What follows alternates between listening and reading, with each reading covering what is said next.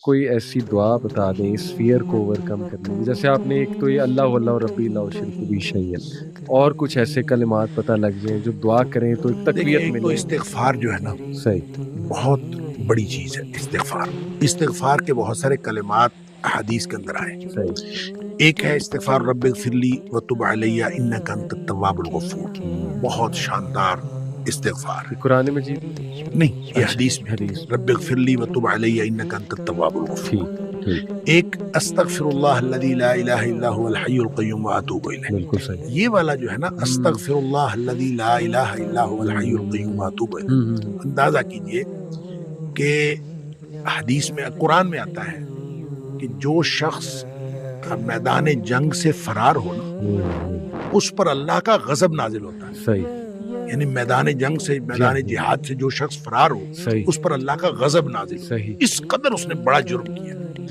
نبی کریم صلی اللہ علیہ وسلم فرماتے ہیں کہ جو شخص سوچ سمجھ کر 3 دفعہ یہ پڑھ لے استغفر اللہ الذی لا الہ الا هو الحی القیوم واتوب الیہ، 3 دفعہ سوچ سمجھ کے پڑھ لے، نبی پاک صلی اللہ علیہ وسلم نے فرمایا اللہ تعالیٰ اس کے سارے گناہ معاف کر دیتا ہے، چاہے وہ میدان جہاد سے فرار ہوا ہو۔ اللہ، اب اندازہ کریں پیچھے بات کیا رہے گی۔ اللہ، یعنی اتنا بڑا اگر گناہ اس سے سرزد ہوا ہے اور وہ اللہ سے معافی مانگتا ہے استغفر اللہ الذی لا الہ الا هو الحی القیوم، 3 دفعہ یہ کہتا ہے تو اللہ تعالیٰ اس کے سارے گناہ معاف کرتا ہے۔ پھر حدیث میں آتا ہے کہ سبحان اللہ و بحمدہ، صحیح جو شخص یہ 100 دفعہ پڑھتا ہے صحیح سبحان اللہ و بحمدہ، بس اتنا، صحیح، اور اللہ تعالیٰ اس کے گناہ معاف کر دیتا ہے چاہے سمندر کی جھاگ کے برابر ہو، یعنی جتنے بھی گناہ ہیں اللہ صحیح، تعالیٰ معاف کر دیتا ہے۔ بالکل ٹھیک، تو یہ اسی طرح جو اللہم اجرنی من النار ہے، جی ہاں جی ہاں، یہ 7 دفعہ اگر کوئی شخص صبح کے وقت پڑھ لے، صحیح، 7 دفعہ شام کے وقت پڑھ لے،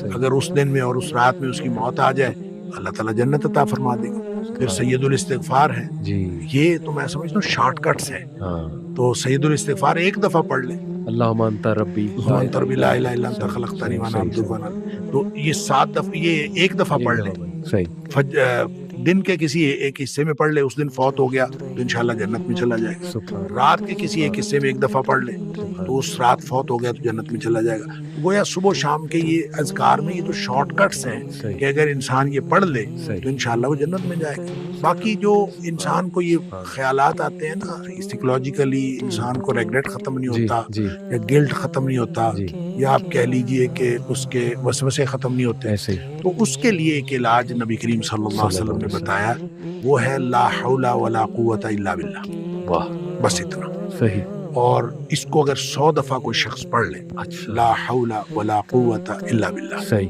صحیح، لیکن پڑھنا کیسے ہے؟ پڑھنا اس طرح نہیں ہے کہ آپ بس پڑھتے جائیں، یہ ہے کیا لا حول ولا قوت الا باللہ؟ اصل میں کیا ہے؟ صحیح، حول کا معنی بھی قوت ہے اور قوت کا معنی بھی قوت ہے۔ لا حول ولا قوت، یوں کہہ لیجئے نہ کوئی اجتماعی طاقت نہ کوئی انفرادی طاقت الا باللہ، سوائے اللہ کے، اللہ، یا نہ گناہ چھوڑنے کی طاقت نہ نیکی کرنے کی طاقت صحیح، الا باللہ، یعنی یا تو ایک کو پازیٹیو بنا لے، ایک کو نیگیٹو بنا لے، یا ایک کو اجتماعی یا ایک کو انفرادی۔ صحیح، اب اللہ کے سامنے اس کو اپنا مسئلہ سمجھ کے نا، اپنا جو بھی مسئلہ ہے وہ سوچے صحیح، اور سوچ کے اپنے اللہ کے سپرد کر دے، یا اللہ میری تو کوئی طاقت نہیں، نہ انفرادی نہ اجتماعی، الا باللہ، ہاں تو عطا فرمائے طاقت تو ہو سکتی ہے۔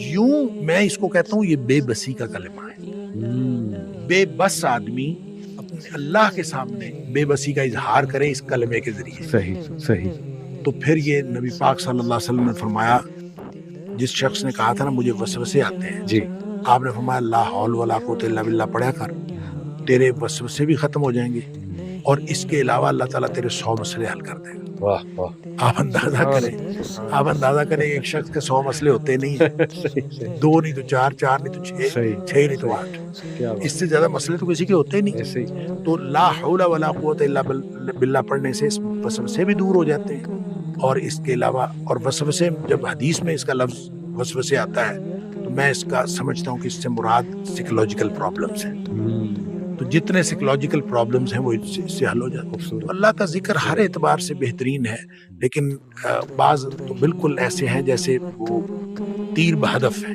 کیا بات. تو اور آپ یہ شیخ اس کو جنت کے خزانوں میں سے بالکل اس کو لا حول ولا قوت الا باللہ، اس کو نبی اکرم صلی اللہ علیہ وسلم نے جنت کے خزانوں میں سے خزانہ بھی قرار دیا. اور جس کو جنت کا خزانہ مل جائے اس کو اور کیا چاہیے.